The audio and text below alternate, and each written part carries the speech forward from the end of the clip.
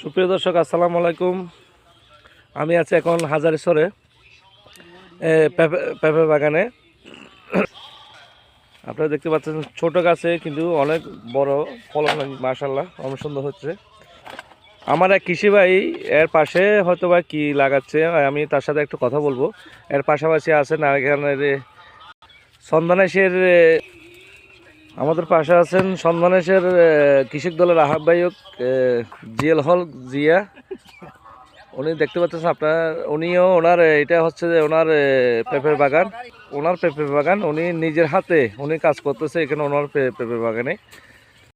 উনি আসলে একটা কর্মঠুক মানুষ, ওনার আসলে পরিশ্রম করা ওনার একটা পেশা বললে চলে, একটা নেশা পেশা দুটোটাই বললে চলে। এর পাশে রয়েছেন ওনার সহকারী মোহাম্মদ মামুন ইসলাম মামুন, যার কথা না বললেই নয়। উনি হচ্ছে একটা মেহনতি মানুষ। সুপ্রিয় দর্শক, আপনাদের বাগানটা একটু ঘুরে দেখাবো সব দিকে।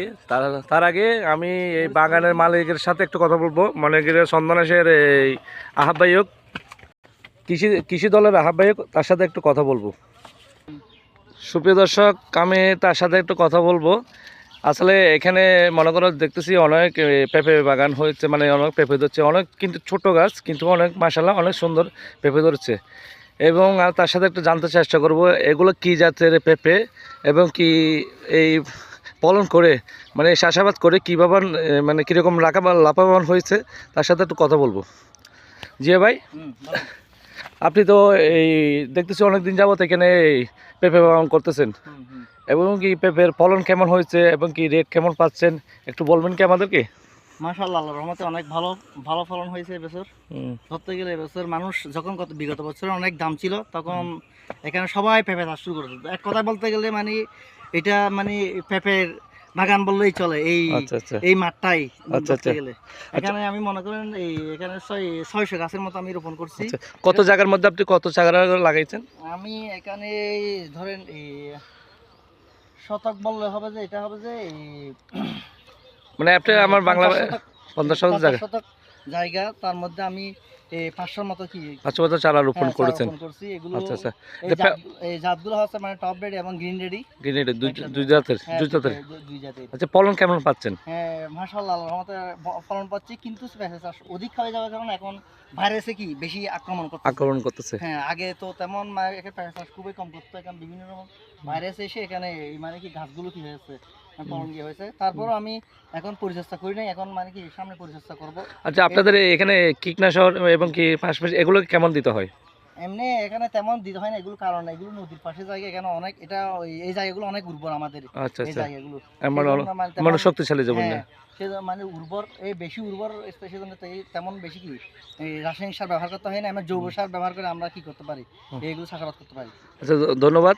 কিন্তু তার আগে একটা কথা জানবো আপনার কাছে, আপনি তো কৃষি অফিসের কিছু একটা দায়িত্ব তো আছেন, একটু বলবেন কি আপনার দায়িত্ব সম্পর্কে নিয়ে? হ্যাঁ, আমি হলাম চন্দনেশ উপজেলা কৃষক দলের আহ্বায়ক এখানে পুরাই। এখন আমি কি করি, পুরো চন্দনেশে সবগুলো ইউনিয়নে কমিটি দিয়ে ফেলছি অলরেডি, আল্লাহর রহমতে মানে কি 7টা কমিটি দিয়ে ফেলছে, আর বাকি 4টার আমার কি আছে এই অবশিষ্ট আছে, ওগুলো দিয়ে দিব।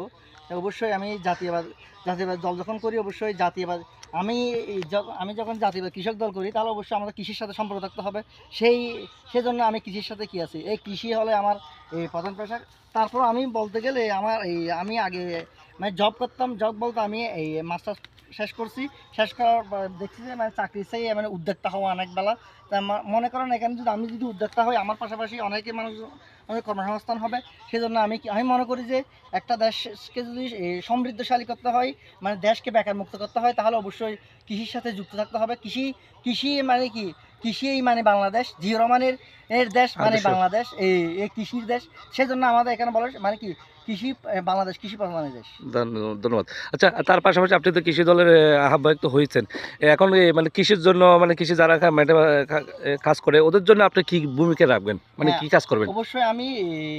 অবশ্যই এখানে যেগুলো অফিসার আছে তাদেরকে কথা বলছি, তাদেরকে আমার কৃষক বলতে গেলে ওরা একটা মানে কি লেখাপড়া জানে না, তারা কিভাবে সার দিতে হয়, কিভাবে এই কীটনাশক ব্যবহার করতে হয় ওরা জানে না।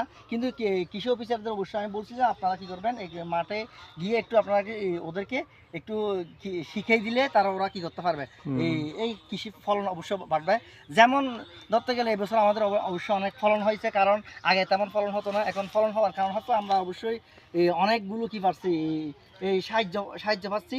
এই সাহায্য বলতে এখানে মানে আমি বিভিন্ন কৌশল জানতে পারছি এখন মোবাইলের মাধ্যমে।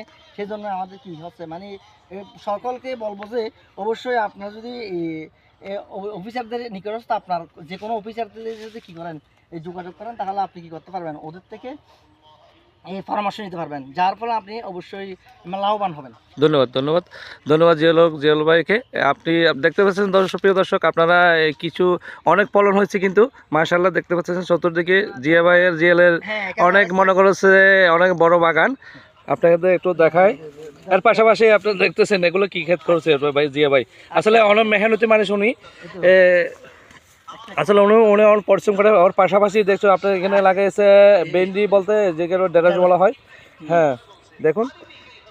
আচ্ছা সুপ্রিয় দর্শক, এই আজকে এই পর্যন্ত আপনাদেরকে দেখালাম, অন্য কিছু অন্য দিন অন্য দিকে দেখাবো ইনশাআল্লাহ। ধন্যবাদ।